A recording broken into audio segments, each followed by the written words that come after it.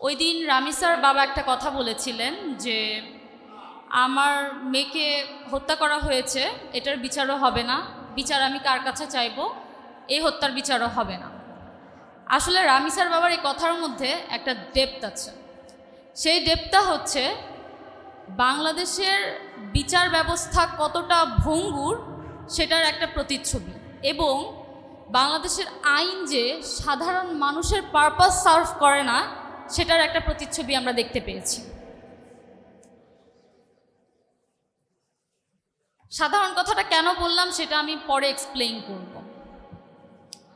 আসলে এইটা আমাদের একটা কালেকটিভ ফেইলিয়ার যে আমরা ২৪-এর গণঅভ্যুত্থানের পরে আমাদের যে সকল সংস্কার করা দরকার ছিল, যে নারীদের নিরাপত্তা নিশ্চিত করা দরকার ছিল, সেটা যে কারণেই হোক, যেভাবেই হোক, সেটা আমরা আসলে করতে পারি। বাট আসলে তো প্রবলেমগুলো নিয়ে পড়ে থাকলে হবে না, আমাদের আসলে সলিউশন নিয়েও ভাবতে হবে, এবং কি কি পদক্ষেপ গ্রহণ করা যায় আমাদের আসলে সেটা নিয়েও এখন চিন্তা করতে হবে। সালাউদ্দিন আহমেদ, আমাদের মাননীয় স্বরাষ্ট্রমন্ত্রী, একটা কথা বলেছেন যে ধর্ষককে যদি প্রকাশ্যে শাস্তি দেওয়া হয় সেটা নাকি মধ্যযুগীয় ব্যবস্থার কাতারে পড়বে। আসলে ওনাকে দোষ দিয়ে আসলে লাভ নেই, উনি অনেকদিন ভারতে থেকে এসেছেন, তো তাই ভারতের খুশবু ওনার শরীর থেকে এখনো যায়নি। ২০১৬ সালে ভারতের একজন পঞ্চায়েত নেতা বলেছেন যে চাউমিন বেশি খেলে ধর্ষণের উত্তেজনা উঠে। তো আমাদের মাননীয় স্বরাষ্ট্রমন্ত্রী আসলে সেই মনোভাব থেকে এখনো বের হতে পারেন নাই।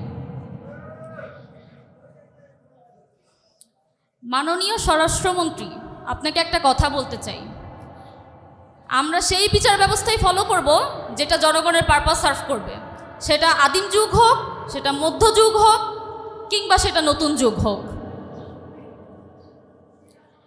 আপনার মা মেয়ে যদি ধর্ষণ হয় এবং তাকে গলা কেটে হত্যা করা হয়, আপনি তার ফাঁসি চাইতে পারবেন, কিন্তু অন্যজনের মা মেয়ে যদি ধর্ষণ হয় এবং তাকে যদি হত্যা করা হয়, তাহলে সে কেন বিচার চাইতে পারবে না বা সে কেন ফাঁসি চাইতে পারবে না?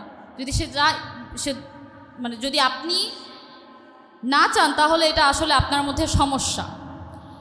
আরেকটা কথা বলতে চাই, আসলে এই সকল সেন্সিটিভ ইস্যুকে আপনারা খুবই হেসে হেসে উত্তর দেন। এটার রিজন হচ্ছে কি, আপনারা আসলে জনগণকে সিরিয়াসলি নেন না। জনগণ কি পেইনের মধ্যে দিয়ে যাচ্ছে, জনগণ কি চায়, এটা আসলে আপনারা বুঝতেই পারেন না।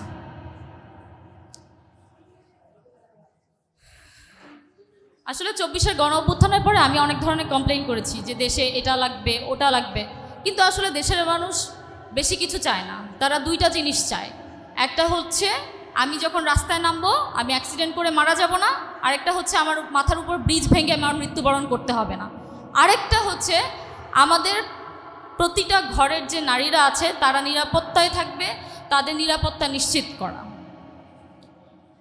আপনারা এই দুইটা জিনিসই ইনশিওর করতে পারছেন না।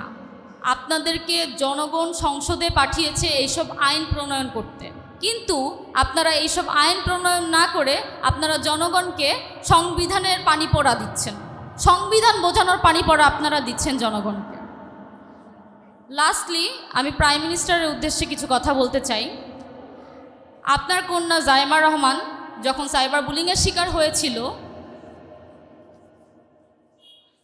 ২৪ থেকে ৪৮ ঘন্টার মধ্যে আপনারা তাকে গ্রেফতার করেছিলেন।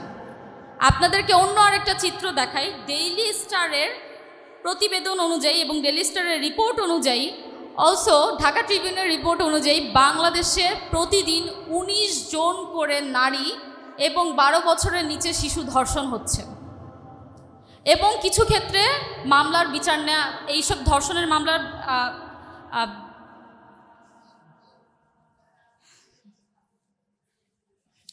কিছু ক্ষেত্রে এসব ধর্ষণের মামলা নেওয়া হচ্ছে না। একই দেশ, দুইজন নারী, কিন্তু দুইজন নারীকে দুইভাবে ট্রিট করা হচ্ছে। নো হেড টু জাইমা রহমান। আমার জাইমা রহমানের কিছু আমি জাইমা রহমানকে ব্যক্তিগতভাবে খুব পছন্দ করি। তার কিছু কার্যক্রম, গতকালকে উনি একটা পোস্ট করেছেন যেখানে উনি লিখেছেন যে child safety as a emergency হিসেবে ট্রিট করতে। আমি জানতে চাই তারেক রহমানের কাছে যে তিনি কবে নাগাদ তার কন্যা, তার মেয়ে হয়েও, প্রধানমন্ত্রীর একজন কন্যা হয়েও তিনি এরকম আইনের নিড ফিল করছেন। আমি জানতে চাই তিনি কবে নাগাদ এটার আইন বাস্তবায়ন করবেন, আমরা আদৌ এটার আইন বাস্তবায়ন হতে দেখতে পাবো কি না, কবে দেখতে পাবো, এটার একটা ক্লিয়ার স্টেটমেন্ট আমাদেরকে দিবেন।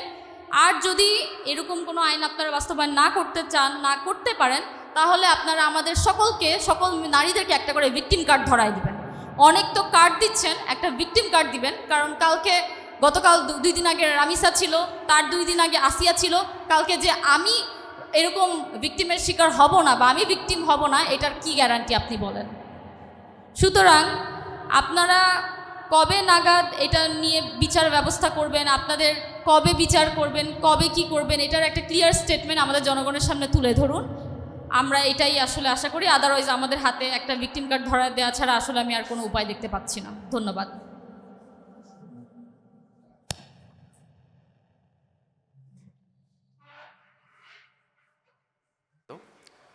আজকের যে আলোচ্য বিষয়, আমরা দীর্ঘদিন ধরে দেখছি বাংলাদেশে নারী নিপীড়ন, ধর্ষণ এবং সাইবার বুলিং ধারাবাহিকভাবে চলছে।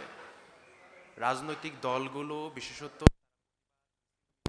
সীমাবদ্ধ থাকলেও রাষ্ট্রে আমরা কার্যকর কোনো পরিবর্তন দেখতে পাচ্ছি না। আজকে থেকে 17 বছর পূর্বে যখন আওয়ামী লীগ সরকার রাষ্ট্র ক্ষমতায় আসে, আমরা ধারাবাহিকভাবে দেখেছি যে যখনই ধর্ষণ, নিপীড়ন, সাইবার বুলিং ইস্যুগুলো আসতো, তখন আওয়ামী লীগের নেতাকর্মীদের নামগুলো আমরা শুনতে পেতাম। আবার বর্তমানে যখন বিএনপি সরকার রাষ্ট্র ক্ষমতায় এসেছে, আমরা দেখতে পাচ্ছি আওয়ামী লীগের লোকজনের নামগুলো শোনা যাচ্ছে না, আমরা ধারাবাহিকভাবে বিএনপির লোকজনের নাম শুনতে পাচ্ছি। আমরা এর মাধ্যমে বুঝতে পারছি আলটিমেটলি আমাদের দেশে অপরাধ প্রবণতার সাথে ক্ষমতার একটা বড় সম্পর্ক রয়েছে। দীর্ঘ সময় আমরা দেখেছি আমাদের দেশে ধর্ষণের সর্বোচ্চ শাস্তি মৃত্যুদণ্ড থাকলেও এটার কোনো কার্যকারিতা নাই এবং রাষ্ট্র এটার কার্যকরের জন্য কোনো দীর্ঘ পদক্ষেপ গ্রহণ করে না।